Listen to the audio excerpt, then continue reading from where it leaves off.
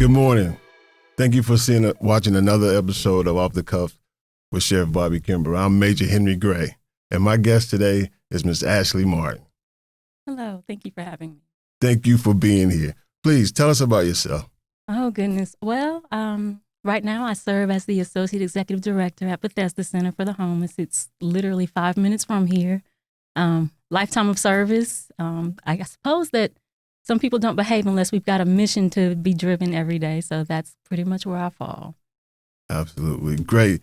You know, growing as a native here in Winston-Salem, sometimes we have a misconception of homeless. We see it and view it as individuals, and pardon me if I say this wrong, pushing a cart or clothes in a buggy or whatever. But homeless could be you and I. You know, I always thought that we're one tragedy away from being homeless, and it doesn't look like we think it does. So at this center, what do you see? There are so many stories. It really tugs at the human heart. And to listen to some of our guests, they're really not that. They have more similarities with us than differences. Right. Of course, I can tell a few or just a couple really quickly. One is I always have favorites, those who just sort of sit there and they'll tell you their stories and how they got there. You can ask what happened or where they are in their case management process. Some come and they literally were normal, if normal can happen, just yesterday, and today their circumstances are totally different. Right. So, for example, we have one lady who, she has cancer and no family to take care of her. And she literally followed her heart her whole life. So she fell in love during a time when it wasn't feasible to cross the color lines. And then her partner passed away and she had lost contact with her family because they completely disowned her.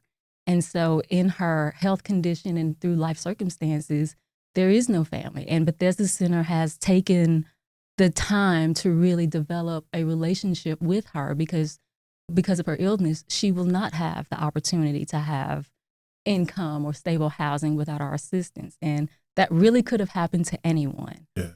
And if I could fast forward to another gentleman, we always have, we have veterans. 23% of our population right now are veterans. So of course, close to my heart because I'm a veteran. Yes. But particularly this one, he has a stable job, stable income, but he got out of the military, got a construction job, wanted to settle down, spent years with a woman, and I don't know if it was the hardships of COVID or if it was just being forced to stay in the same house 24/7 during lockdown. She had him get out, and everything he invested in that relationship just went away overnight. So he obviously won't be a guest of ours for very long. But still, the circumstances of having to be a working homeless person at that time and having served your country and given so much just to have so much taken away from you overnight, that could happen to anyone. So what we find is the quality of our life really delves on the quality of our relationships. And so you have to consider people who don't have children to take care of them in elder age, or people who didn't necessarily cultivate relationships for the longer term, or people who just literally found themselves alone after COVID. If they lost their partners, the community has to step in to be that force, because that's the difference between homelessness and stability. Can I sleep on your couch for a month until I get straight, or can I not? And then that's when they have to make those hard decisions. You know, and on a segue, mentioning that you had a saying, and I want to say I got it from Forsyth Women. It was an issue that they interviewed you on, and you had a saying about generational service. And that struck home for me because, as some of the viewers may know, I was struck with COVID came in and deadly sickened. And I had people that I knew praying for me, and I had people who I didn't know praying for me, people that did not look like me, did not come from the same neighborhoods. And that generational service taught me a lot of things, is that doesn't matter who I am, give back. And it's not about the salary. And you said something very important. What you do is not about the salary or how much you get paid. And you can elaborate a little bit on that. Well, I I definitely have a life of service. My mother, my father, both almost demanded it. If you can help someone, you should, because you have the power to do so. And taking that, same thing with the military, like seeing countries where young ladies don't necessarily have the option to go to school, or people don't necessarily have the options to get something to eat whenever they want to.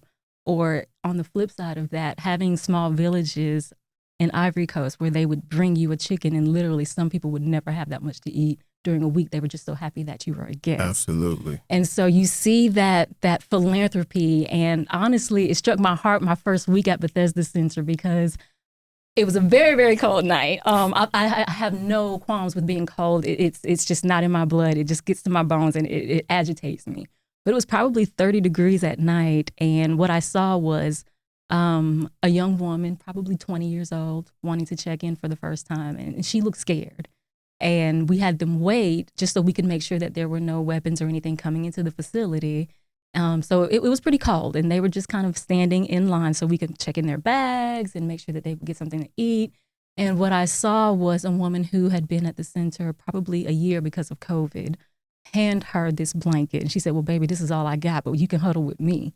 And they just bonded together, hadn't known each other 30 seconds. And it was just seeing somebody who had a need, and you knew you had the opportunity. And, you know, those blankets, they come, they go, they get tattered, they're lost in the street sometime. But in that moment, it was literally all she had to share. And it's exactly what that young woman needed.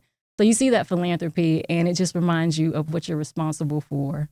You know, I go back and first off, appreciate you for your service that you do now and your service that you did in the military. I had too served in the Army. And it goes back to service. You said you had a passion for veterans.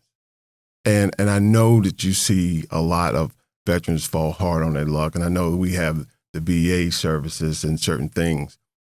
What resources do you have to, if you have any at the center that could help veterans get back on their feet or get a start or get another fair shake at life as it see it? Well, direct services to the VA. So I'm a veteran. We actually do have a new case manager. He's a veteran. So you have that male and female perspective. And as soon as they find out that someone is there who served at some point, it's like, oh, I got to talk to you. So hooking them with just having the ability to get their benefits, to go over to VA, to see if they have mental and physical opportunities to just take care of what they have. What we find is the longer someone is experiencing homelessness, they crumble. Because if you're not housed, you can't take care of your health. If you're not housed, you can't focus on anything else. So if you're sleeping with 30 or 60 other people, sometimes that's hard to focus on. So really just connecting those direct services. So VA is on speed dial sometimes. And just letting them know that, hey, let's see where your service record ends and where are you right now? Like, do you have your disability? And that's for anybody. It doesn't have to just be for veterans. Some of our guests actually are spouses of veterans. And so you take that and just say, where are you right now?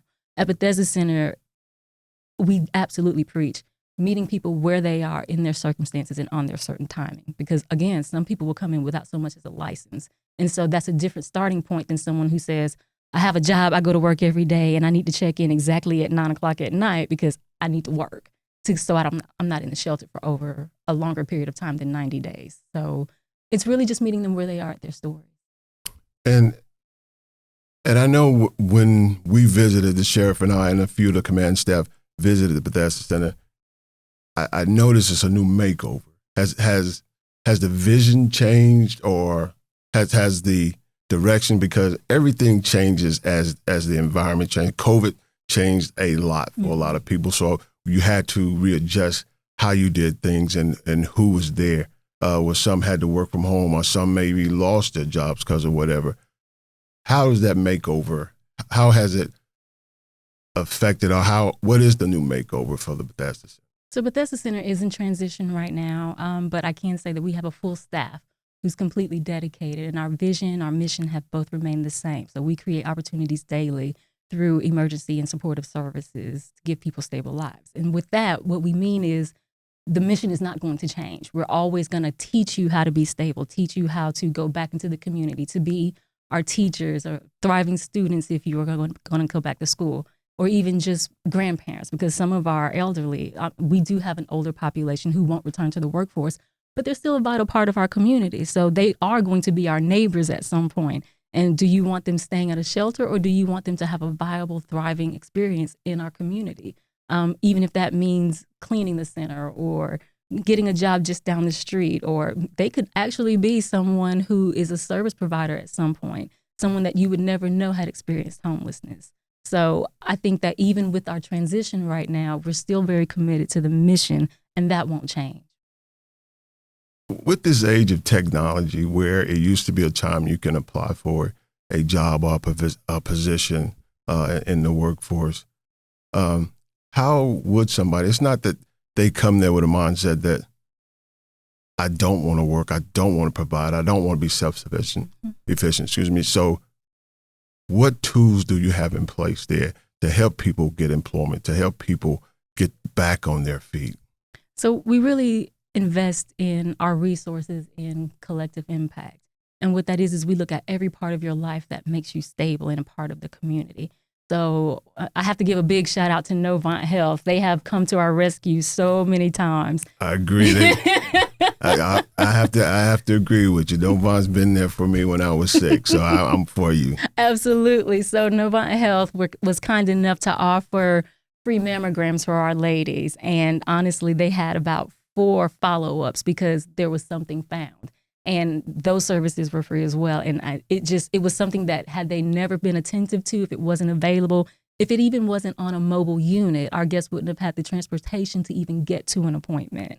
We had free STD testing from Posse. We had Blue Cross Blue Shield of North Carolina show up.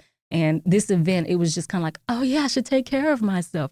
And it really put their focus on something positive rather than a constant problem of, okay, I'm hungry. Okay, I need to get some sleep. Or it just put a focus on something for them to do. And so that resource for attacking mental health and physical health, we're really married because we now have a separate provider who's going to show up every single week for our guests just to have the opportunity to have mental health. And so you attack those 2 components, and that's part of what makes people stable. But on the flip side of that, every single event that we have, we actually are doing voter registrations. Wow. Yeah, so it's really exciting. It's nice to see someone fill out a voter registration card for the first time. It's like, well, I know who I'm voting for, and I'm not telling you.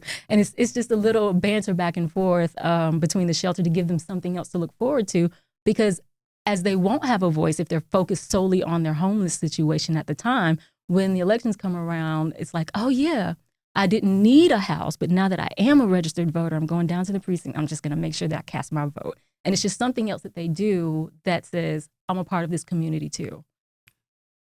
So how do you, I don't want to use the term track, but do you have some system in place to follow up on individuals that have come to the center?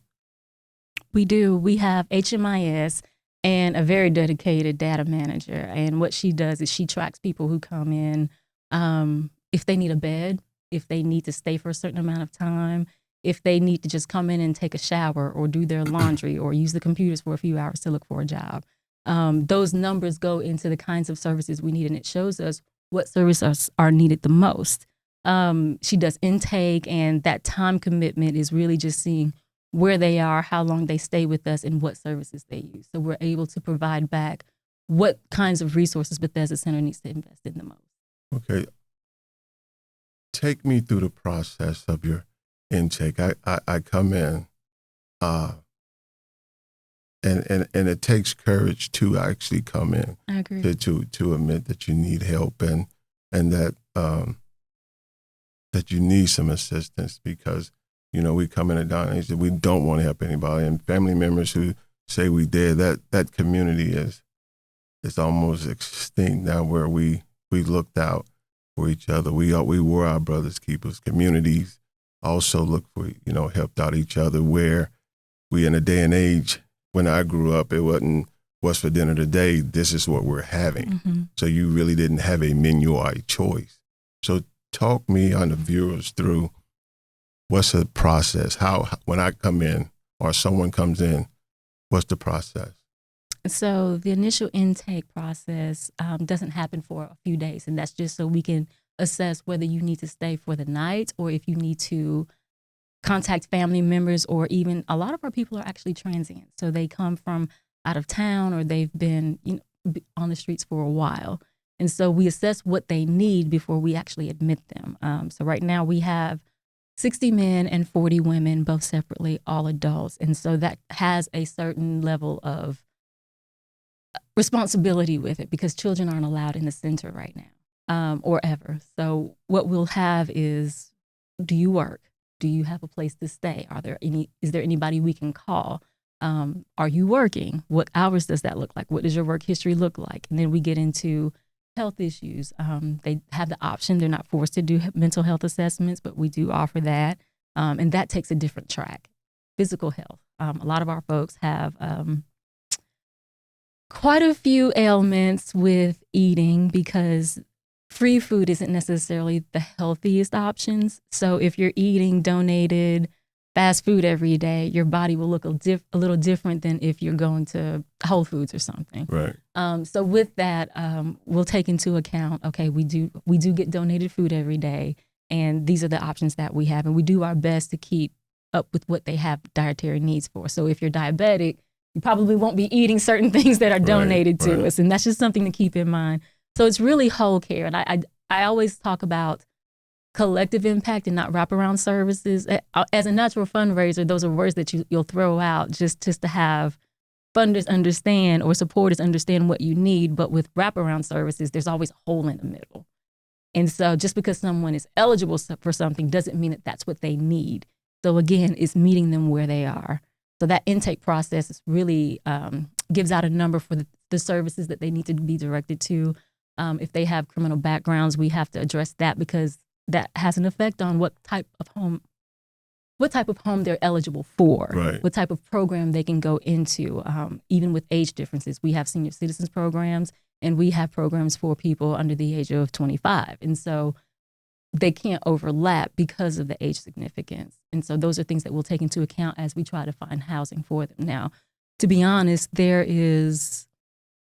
our goal is, of course, to house people. And if we're going to house you, then housing is the solution to homelessness. There's just no other way around it. Yes. And so really just finding the options of if you're willing to do shared living. So we have had some guests. We don't call them homeless, by the way. Please forgive me. Did not mean it. No, just to give them a sense of dignity through the process. So if they are with us, they are our guests, at least for a little while. And so we'll take into account if they're willing to share. So we have had guests who will say, hey, I work nights, you work days, let's just get an apartment together. And they can thrive in that situation. Of course, the housing market throws off a little bit because for the income that they make, they could never afford a $1,000 apartment, even on their best days. True. So we're really working with our community and property managers and even homeowners who may not live in the area anymore. If a parent passes away and wills their house to their child and their child is out of town or they don't live here anymore, we really want to connect with them and say, is there a possibility for you to rent out, or is there a possibility for you to donate? That'd be even greater, so that we have the options to house people in comfortable housing for the long term. So as I was reading more about the Bethesda Center, I noticed that a lot of it has to do with not so much spiritual, but you have a lot of churches and ministries that donate their time and certain things. What message could you give out to reach some of the clergy, some of the churches in the area? Because, as you know, you look around the city, you have a church almost on every corner. And, sometimes, as the sheriff would say, it's time to take the church to the streets. And so how can we send this message out to the church, the clergy, that we need help? Other than, people say, Mom used to say, you're preaching to the choir. How can we take that message out to the street? It's really more about an investment in our community. So if you're a church or if you're a life center, remember who you serve. And so we have the luxury of knowing that we're going to have great neighbors over the next couple of years because Two Cities Church is going to build directly across the street from Bethesda Center. And so what we're hoping is that partnership means we can share resource and we can be smart about how we allocate things out, especially in front of North Patterson Avenue. So you're welcome to come. Anybody is welcome to come. Our guests require time to feel like they're neighbors, to feel like they're not forgotten, and they're just driven by every single day. And then on the weekends when no one's going through to work, they're just kind of at Bethesda Center hoping for the opportunity to get stable housing. So the doors are open because we're open every day, all day. Like there's never a time that Bethesda Center is not operating. And that's important to know, because just as important as it is for them to have a positive word during the day, or a meal or a blanket or maybe even clothes, so that they can maintain employment or viable employment. And I guess in a second we can talk about the working homeless at some point. But it's important to realize there's never a time that they don't need assistance. It's great to get it during Christmas, but there's 364 other days during the year that they absolutely need that investment back into themselves, so that they feel important enough to say, okay, I'm strong enough to go into this interview. I'm strong enough to say, I'm not hungry, so I'm not sitting on the corner waiting for the bus to come get me so I can go hoping that there's a job open. There's never a time that you're not needed, anybody in the community. The most gratifying sense of gratification that I had was when I would also help serve during Thanksgiving, and your meal goes down a whole lot better. But as I was at the Samaritan Kitchen that's down the street, and as we were serving and volunteered, because when the sheriff came in office, he made it mandatory that we put X amount of hours in doing something in the community, and which was an excellent idea, because you had people that would not normally have been down there. And how can somebody volunteer, or as I read, it was an intern. I don't know if I repeated this again during the break or before, but how can someone volunteer or be an intern there? Oh, just ask. The doors are open. So we do have a director of philanthropy, or me. The door is always open. We have an open door policy. So if you are wanting to donate a meal and serve it on a specific day or at a specific time or a certain day of the week, we can arrange for that. We just need to know so that it's safely transported and so that it's available to everyone for breakfast, lunch, and dinner.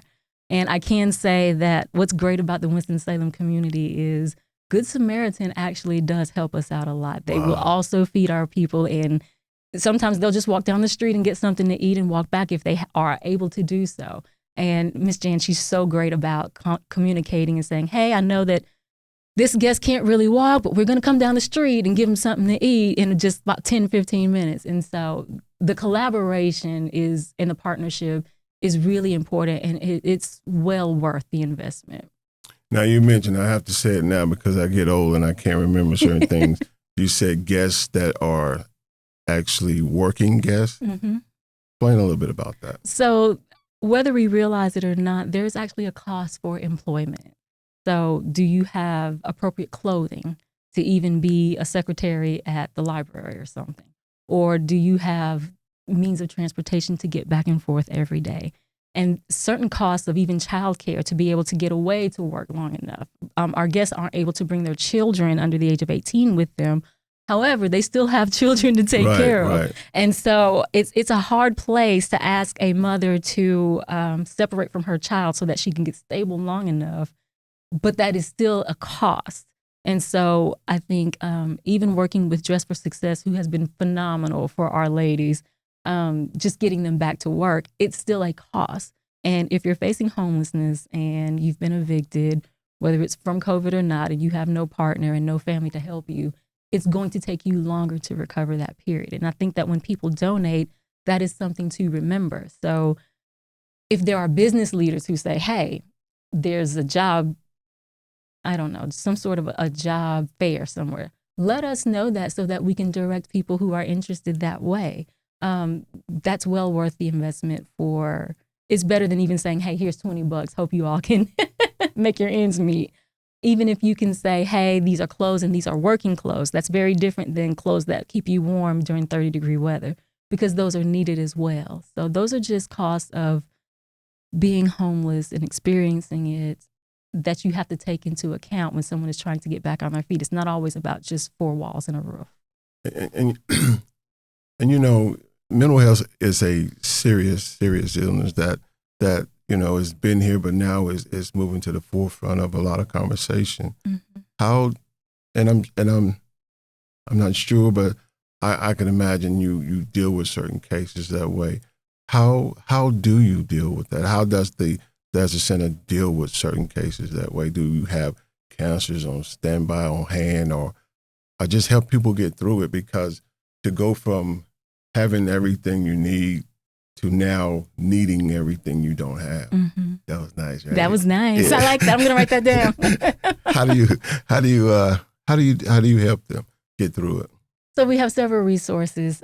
We have case managers who are therapists and are licensed to recognize certain ailments. Sometimes if there's a episode or something that happens in the center or an outburst, they can say, okay, this is where that track leads, or this is how this person is going to react when they're touched or when they are asked to shower and there are people in close proximity.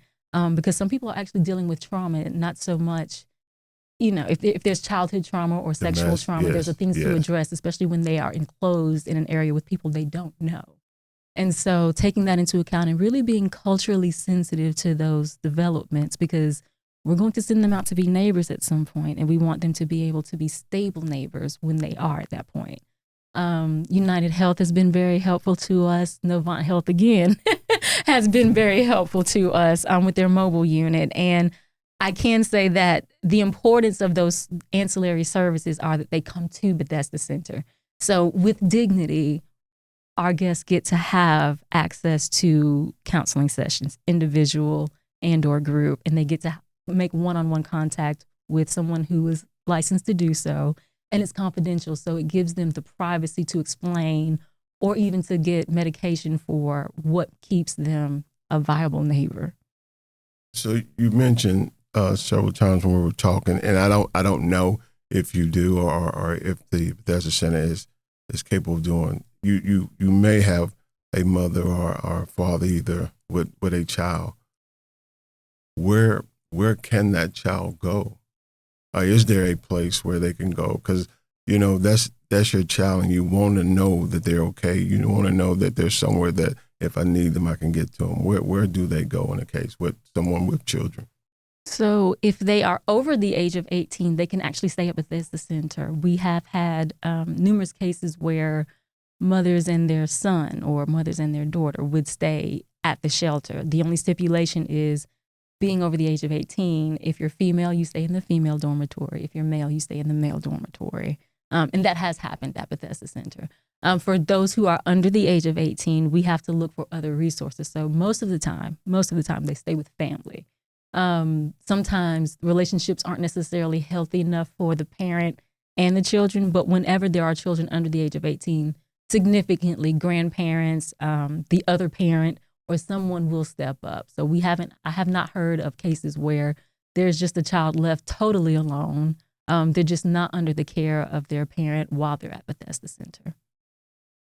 So, and I know as people may, and the location is off of Patterson Avenue, if I'm not mistaken. And for those who you may ride up and down that area and you may see people outside waiting and may be leery about going safety, that's very important to a lot of people. Do I feel safe or am I safe?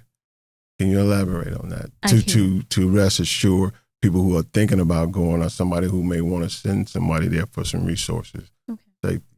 Absolutely. So there are metal detectors when you walk into Bethesda Center, and that's just to keep weapons off limits while they're on the campus. We do have to realize that many of our guests will come during the day shelter to use the showers, the laundromat, or just whatever they need to talk to their case manager.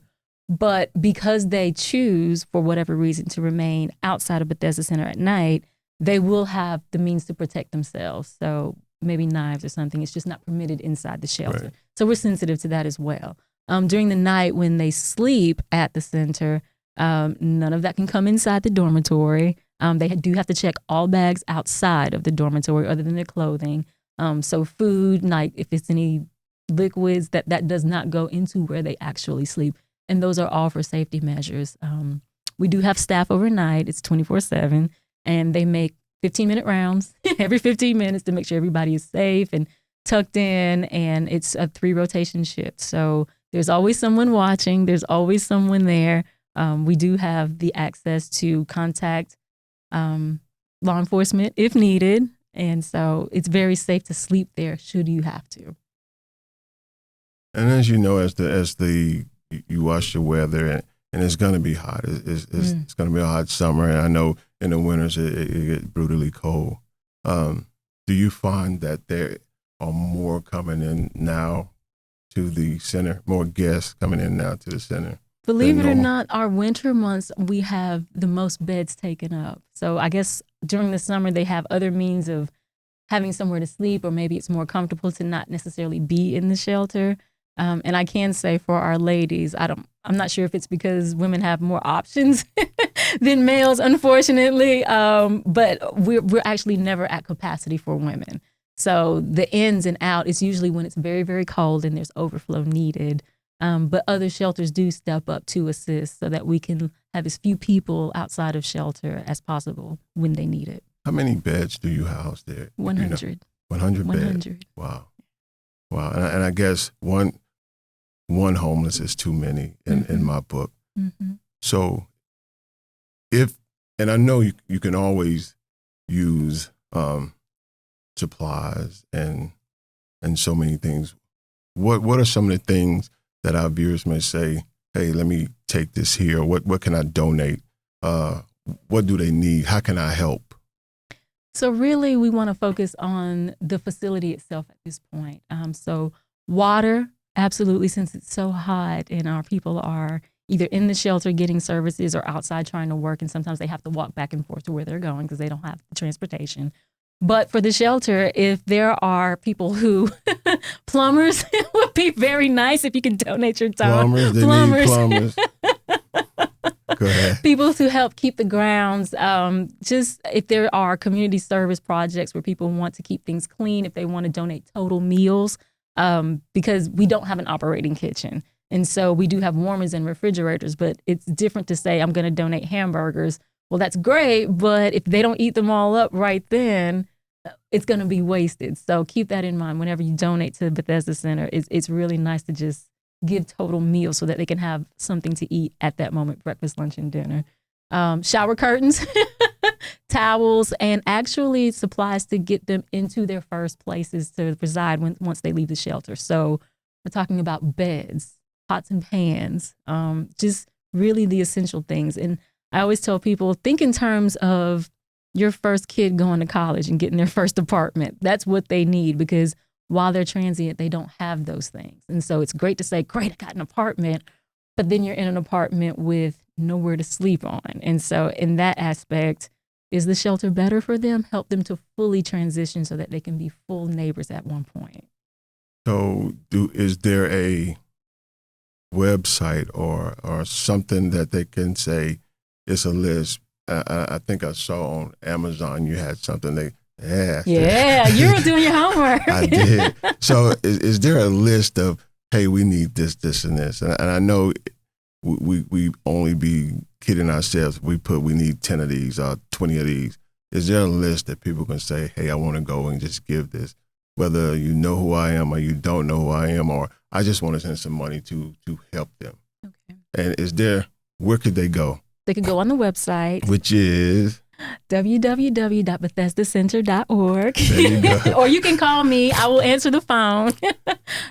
We also have Amazon Smile. You're right. And the beauty of Amazon Smile is it costs nothing extra. If you donate and send it to the center, purchasing on Amazon Smile will actually give 5% cash donation back to Bethesda Center for the operating facilities. So the cost of running those showers, washers, and dryers can be assisted on a month-to-month basis as well. Well, if the sheriff was there, he would say, yes, it does take a village for this community, mm-hmm. right? And he would always say, we are our brother's keeper. That's right. So we have to roll up our sleeves and we need to give to this organization. So another question as I close, I just like to ask, what is it that you want to see, or what is it that you didn't get a chance to say that I may have forgotten? I just want to remind everyone that Bethesda literally means the house of kindness. And so to keep that in the back of your mind whenever you drive by, if you see someone who needs assistance, or even if you just want to take the time to talk to them, it's really encouraging to have their mental health say, somebody drove by and saw me. If you know that our doors are open and you've got the time, Family Dollar is literally right down the street. You can pick up a case of water and help us out, or even to come in and on an individual basis work with our case managers and say, what on your caseload is most important, because they're different. So we have rapid rehousing programs. We also have permanent supportive housing, and those programs are very different. And so it looks different for different people. You wouldn't give a man a year's supply of feminine products, but knowing that a woman is homeless and knowing that she is still a woman, she will have certain needs. And so take that into account when you see our folks, because that is a cost, again, of living that she will have to have. And just remember that it's the house of kindness. They need to eat, they need to sleep, they need to work. And it was something that was very, very valuable to me growing up as a kid. I had an uncle, God rest his soul, in New York at the time, and we were on the subway, and there was a gentleman that needed some money, and I saw my uncle give him some money, right? And I was like, hey, Unc, you know he's going to use it for whatever. He said, it did not matter what he used it for. I know where my heart was when I gave it. Mm. So I think we need to take that message to the street. You know, what you think of how you see this person and you peer him, he hadn't or she hadn't always been that way. Exactly. So on a final note, I'd like you to give the website again and give your wish list to any of these donors, our corporations, our churches that need to let's step up and do our part to make this city better, this community better, and also make this a better world. Right. What can you say? www.bethesdacenter.org. And again, because it's so hot, water, facility services, shower curtains, pots, pans, mattresses, whole meals, and of course your monetary donations are very welcomed. Ma'am, I think the Bethesda Center is going in the right direction. You bring that energy and you bring that caring spirit, and I thank you for this opportunity and time to be on Off the Cuff with Sheriff Kimbrough, now Major Gray. Thank you, ma'am.